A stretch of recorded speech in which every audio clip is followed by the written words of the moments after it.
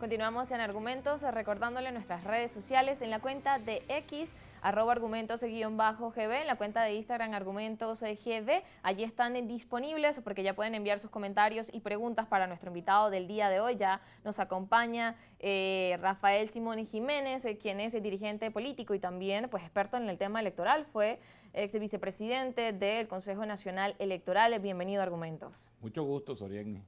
Gracias por acompañarnos. Bueno, y hemos tenido la buena noticia de que Rosa se nos incorpora pronto, ¿no? Sí, esperamos que Rosa esté en su espacio próximamente. La otra semana ya estará aquí. Las personas están escribiendo por las redes esperando que regrese pronto. Lo has hecho muy bien tú.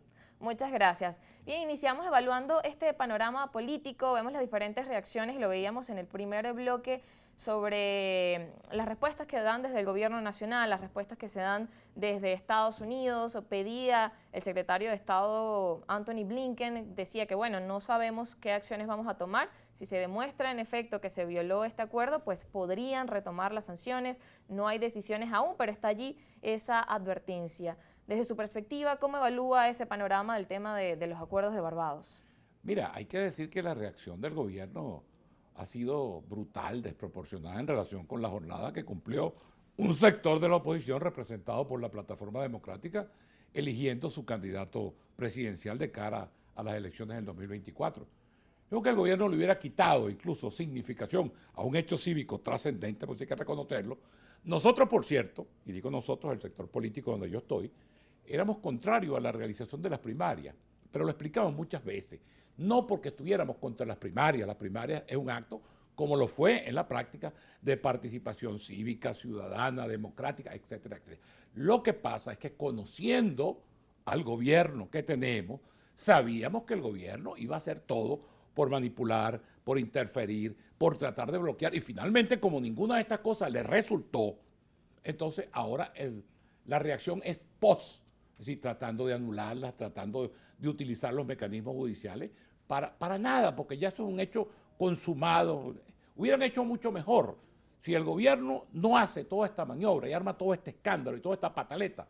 Bueno, ya eso hubiera sido un hecho de la cotidianidad, porque los venezolanos vivimos tan abrumados con esta situación de tragedia social que vivimos cotidianamente, que un hecho de eso no hubiera durado más de 2 o 3 días en el tapete. Y además, acuérdate que los candidatos que se elijan ahora están proyectados para una elección que, según los acuerdos de Barbados, debe realizarse en el segundo semestre del venidero año. Sí, yo creo que el gobierno ha terminado perjudicándose, digamos, al asumir toda esta situación y, por supuesto, poniendo en entredicho, digamos, la palabra comprometida en los acuerdos de Barbados. Porque sí, que yo tengo entendido que uno de esos acuerdos era precisamente facilitar que cada sector político, como debe serlo en una sociedad democrática, cada sector político utilice los mecanismos que convenga para elegir su candidato, elecciones primarias, convenciones, congresos, etcétera, etcétera, etcétera. Eso en definitiva es potestativo de cada uno de los sectores que compita, como el PSV seguramente en su oportunidad también buscará el mecanismo de escoger su candidato presidencial.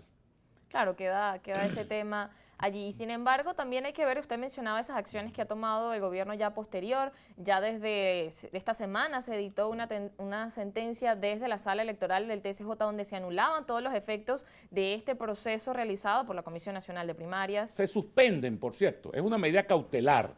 No hay un pronunciamiento, sería el colmo, por lo menos tienen que respetar algunos de los procedimientos, porque tiene que haber el procedimiento para que se pronuncie sobre el fondo del asunto.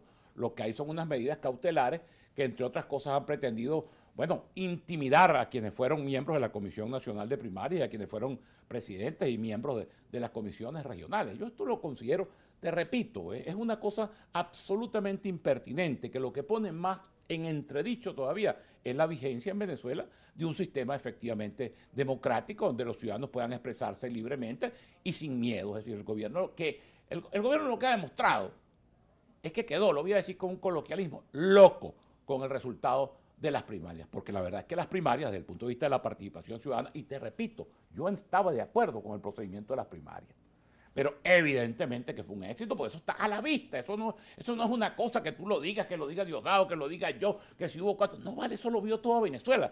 Yo no veo cómo ellos pueden pretender tapar el sol con un dedo por un hecho, como suele decirse ahora en el lenguaje, público, notorio, comunicacional, que lo presenció Venezuela.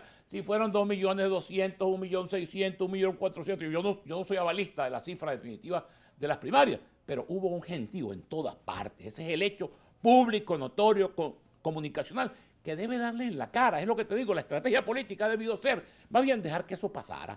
Esa es una noticia que no iba a estar más de 1 o 2 días en la prensa, porque te repito, aquí vivimos en una sociedad tan abrumada por tantos problemas, una cotidianidad, digamos, trágica como que vivimos todos los venezolanos día a día, bueno, que eso hubiera pasado en definitiva. Ya ni siquiera se hablara de ese tema hoy en día. Claro, pero en el ámbito comunicacional, como usted menciona, también los ciudadanos, pues todas estas reacciones posteriores también generó dudas y las personas también acudir, por ejemplo, el lunes, que a Jesús María Casal y también a los demás miembros de la Comisión Nacional de Primarias yendo al Ministerio Público, teniendo una jornada de investigaciones larga, porque fue una jornada extensa. Eso lo ven los ciudadanos y de alguna forma también impacta. Claro, pues el propósito del gobierno es eso, en definitiva, intimidar, es decir, crear un ambiente, digamos, donde los ciudadanos se inhiban, digamos, de la participación, el miedo, la amenaza, todas estas cosas que crean en Venezuela un ambiente de deterioro democrático. Yo no sé por qué el gobierno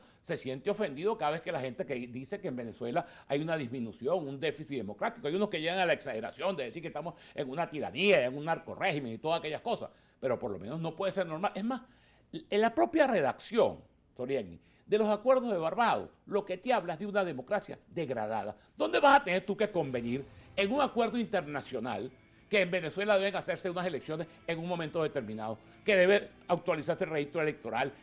Son cosas que están en la Constitución y que están en la Ley Orgánica de Procesos Electorales y que están consagrados en el régimen legal. Cuando tú tienes que pactar eso, lo que te dice es el grado de enfermedad, de patología democrática que está viviendo Venezuela. Pone al descubierto toda esta situación, que es la situación en medio de la cual transcurre la vida política venezolana. Y habría que también seguir evaluando cómo es importante que se mantengan estos acuerdos y las acciones que se pudieran tomar venideras. Por eso lo vamos a hacer, señor Rafael, luego de la pausa. Ya regresamos con más de argumentos.